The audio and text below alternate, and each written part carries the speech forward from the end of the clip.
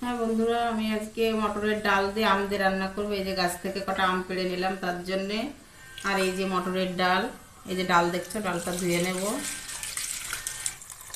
এই যে প্রেশার কুকারে বসিয়ে দেবো ডালটা। এই যে দিয়ে দিলাম। বলো কি বলবো, এই যে শুধু লবণটা দিয়ে, আর কিছু দেবো না। ডালটা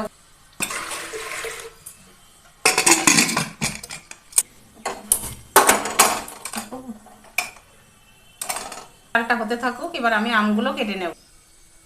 আমটা কেটে নেব। এই যে আমটা কেটে নিচ্ছি।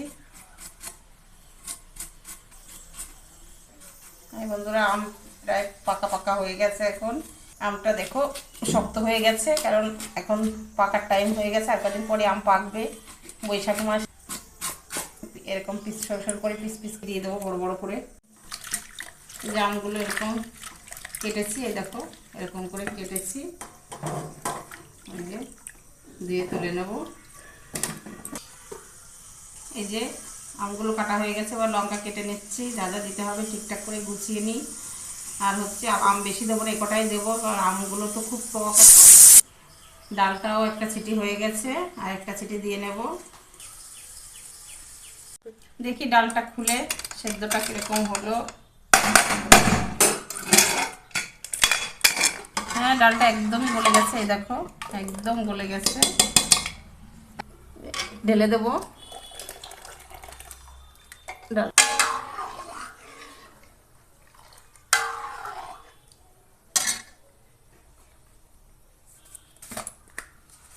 একটু লবণ দিয়ে দেবো, সেদ্ধর সময় একটু লবণ দিয়েছিলাম, আর একটু দিয়ে দিলাম।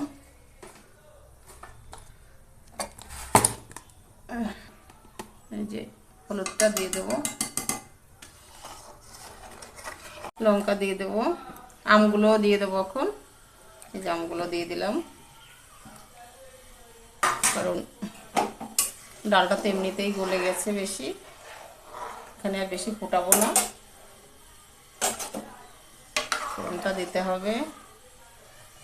এই দেখো একটু পাতলা করেই করব, ডালটা বেশি গাঢ় করব না।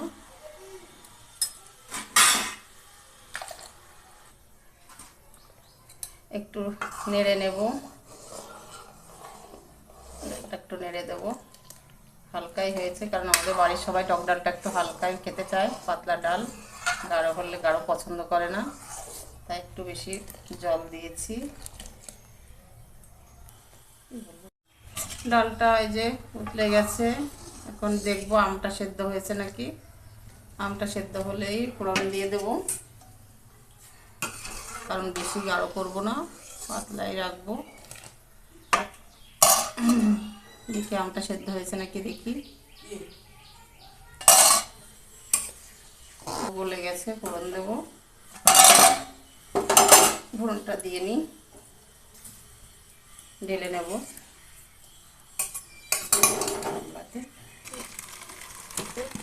এই ঢেলে নিলাম। দেখো পুরো এক গামলা ডাল, বেশি করেই করেছি। তেল দেব,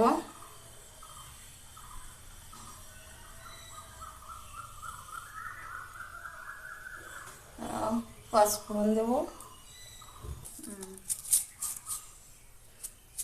পাঁচফোড়ন দিয়ে দেবো। তেলটা ভালো গরম হয়নি।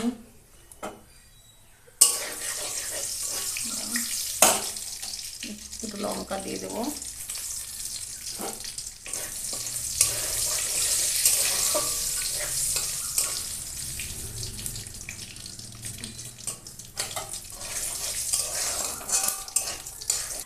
ফোড়নটা ভাজা হয়ে গেছে, লঙ্কাগুলো লাল লাল হয়ে গেছে, কালো কালো হয়ে গেছে ভাজা। ডাল দিয়ে দেবো, পুরো ঢেলে দেবো।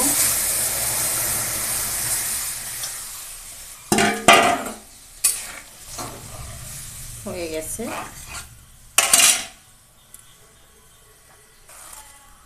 একটু সামান্য পরিমাণে একটু চিনি দিয়ে দেবো, কারণ আমটা তো একটু বেশি টক। তোমাদের খুব সহজভাবেই রান্নাটা দেখালাম, ডালটা খুব সহজভাবেই করলাম, তাড়াতাড়ি আর সহজভাবে হয়ে গেল ডালটা।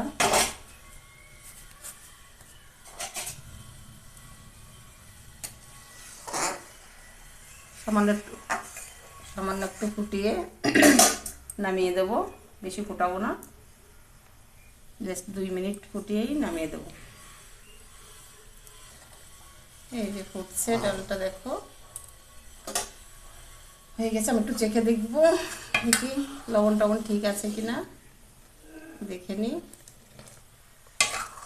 সব ঠিকঠাক হলে নামিয়ে দেবো। তাও দেখে নিই সব ঠিকঠাকই আছে, ঠিক হয়েছে। কিন্তু আমটা দেখি ভালোভাবে গলে গেছে কিনা।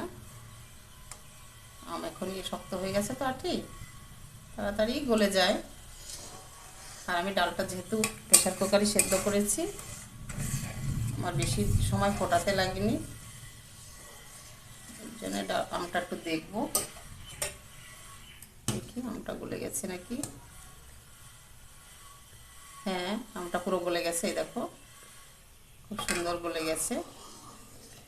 এখন নামিয়ে দেবো, আর একটুখানি ফুটিয়ে নিই, তারপরেই নামিয়ে দেবো। হয়ে গেছে। হ্যাঁ, তাহলে হয়ে গেল ডালটা আমার। সহজভাবে তোমাদের দেখিয়ে নিলাম, এখন নামিয়ে নেব। হয়ে গেছে আমার টক ডাল রেসিপি। এই যে নামিয়ে নিচ্ছি এবার।